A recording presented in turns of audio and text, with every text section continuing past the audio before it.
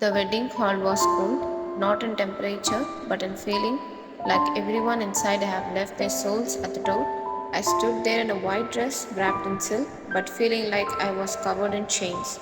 My hand shook in his hand was warm, strong, but still it felt like holding on to ice. His name that made people lower their voices, the man known as the king of the underworld, cold, fear, untouchable, and now my husband.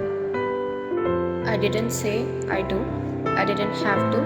My silence was already bought with my father's blood debt.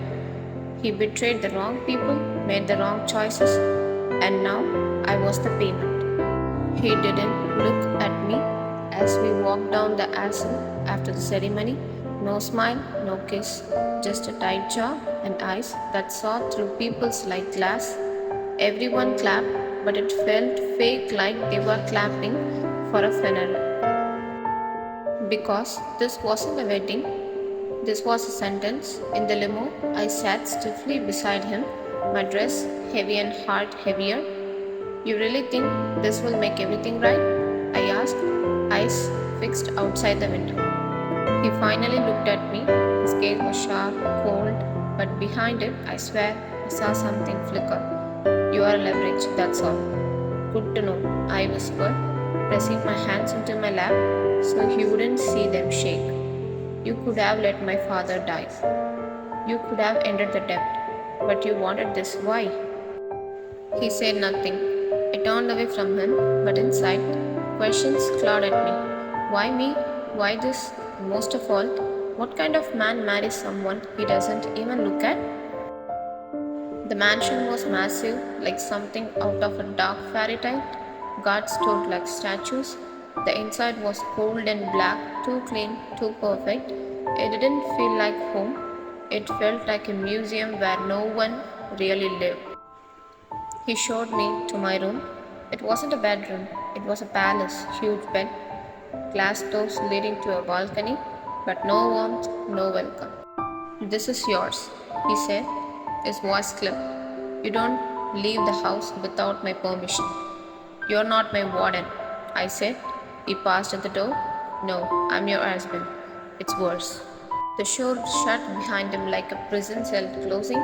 I sat on the bed, fingers tangled in my lap, and for the first time the tears came, not because I was afraid, but because I knew I wasn't going to be the same girl after this.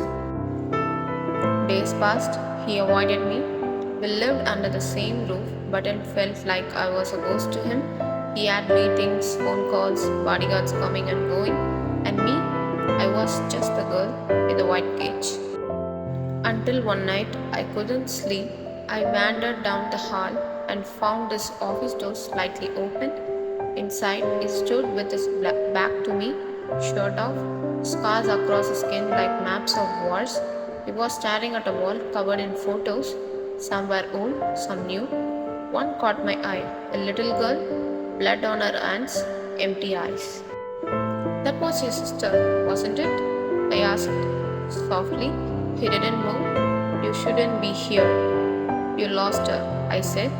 Still no movement, but his voice lowered. She was 6. Step closer. What happened? He turned slowly. His face was blank, but his eyes they held storms. She cried too loud when her father was shot, so they killed her too. My heart cracked. I'm sorry. He looked at me like he hated my sympathy. Sorry doesn't bring her back. No, it doesn't, I whispered. But maybe telling someone does something. He stepped closer, close enough that I could smell his calligraphy, sharp, dangerous. Why are you really here? He asked. I don't know anymore, I whispered. He stared at me for a long time, then walked past me, out of the room. I stood there, heart racing, realizing something terrifying. He was an artless. He was hiding a broken heart behind steel walls.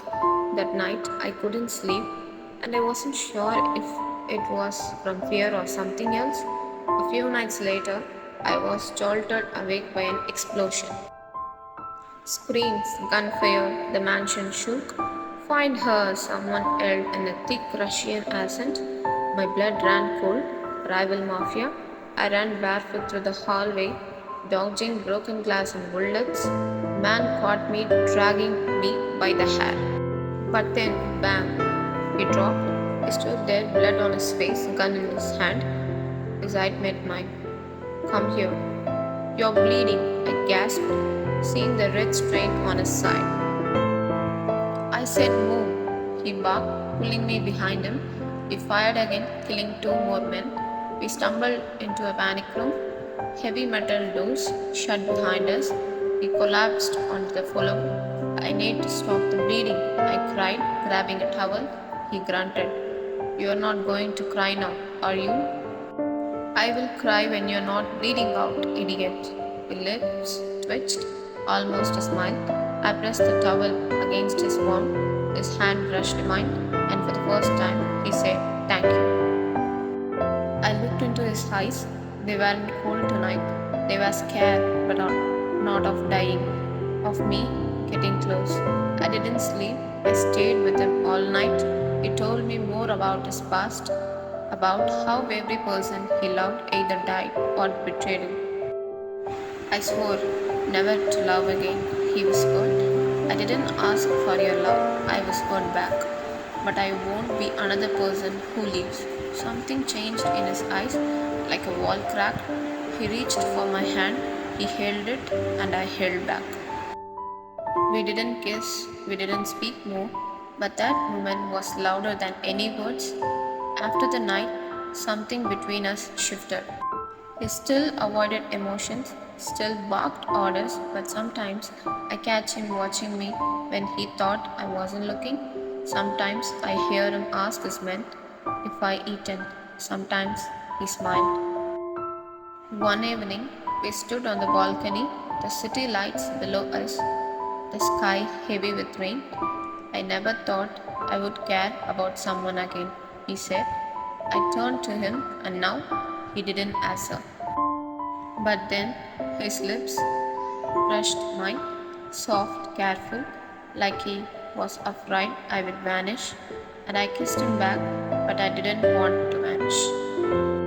That night I knew I had feelings for him, real ones, but nothing lasts in this world, not even moments like that. The next night, another attack came, stronger, louder, brutal. I screamed his name, running through the fire and smoke.